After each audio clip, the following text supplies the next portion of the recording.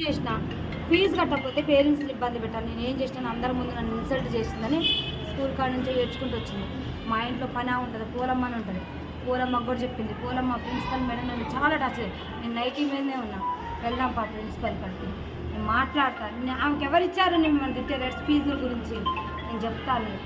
నా బిడ్డ చాలా డిప్రెషన్గా ఫీల్ అయ్యి సూసైడ్ చేసుకున్నాను. యశోదలో అడ్మిట్ అయింది. పేరు అఖిల.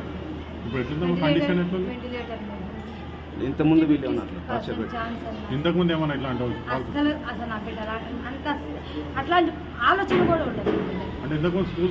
ముందు మొత్తం కలిసి మన 22,000 ఇచ్చిన. అయితే ఇంగ్లీష్లో తక్కువ మార్కులు వచ్చినాయని లాస్ట్ 1 మంత్ 2 మంత్స్ క్రితం బాబుని టార్చర్ చేశాను. బాబు డిప్రెషన్లోకి వెళ్ళిపోయింది. వీళ్ళ వల్ల బాబుకి ఇప్పుడు దగ్గర 1 lakh వరకు ట్రీట్మెంట్ అయింది. నా దగ్గర అన్ని రిపోర్ట్స్ ఉన్నాయి, అన్ని ఫైల్స్ ఉన్నాయి. నేను బంజారా హిల్స్ సైకాలజిస్ట్ ఆశా హాస్పిటల్లో చూపిస్తున్నా, డాక్టర్ చైతన్య దగ్గర చూపిస్తున్నాను. ఓన్లీ బాబుకి 35 or 40 వచ్చిన ఇంగ్లీష్ మార్కులని ప్రిజర్వ్ చేశాను. బాబు 7th క్లాస్. అయితే వేరే కట్టాల్సిన ఫీజు బాబు ట్రీట్మెంట్ అన్నా. ఆల్రెడీ బాగా సార్ కూడా చెప్పిన బాబుకి అబ్నార్మల్ ఉంది, బాబు కండిషన్ ట్రీట్మెంట్ నడుస్తుంది, బాబుకి హెల్త్ బాగాలేదు కానీ ఆ డబ్బులు అట్లా యూజ్ చేస్తున్నా. లోన్ పెట్టిన, లోన్ రాగానే ఒకేసారి ఎట్ ఏ టైం నేను ఎంత ఫీజు ఉంటే అంత క్లియర్ చేస్తాను కూడా మా సార్ చెప్పింది. బాబు కూడా బాగాలేదు. బాబు కూడా మన మధ్యసింకం పోయింది స్కూల్ వల్ల. టార్చర్ పిల్లల్ని ఏం ఫెయిల్ అయితే మనం రాసుకోకూడదు. సార్ ఇయర్ లాస్ అయితే నెక్స్ట్ ఇయర్ చదువుకోకూడదు. ఎందుకు పిల్లలు లేనప్పుడు చదువు ఎందుకు? పిల్లలు బతుకుండి పిల్లలు బాగుంటే కండి చదువు కావాలి.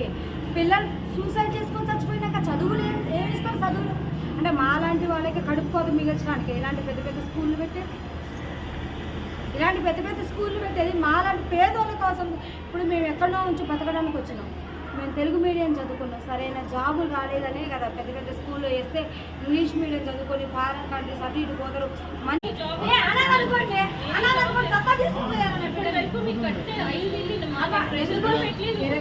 కొన్ని ఇచ్చి పంపించాను లాస్ట్ ఇయర్. అవును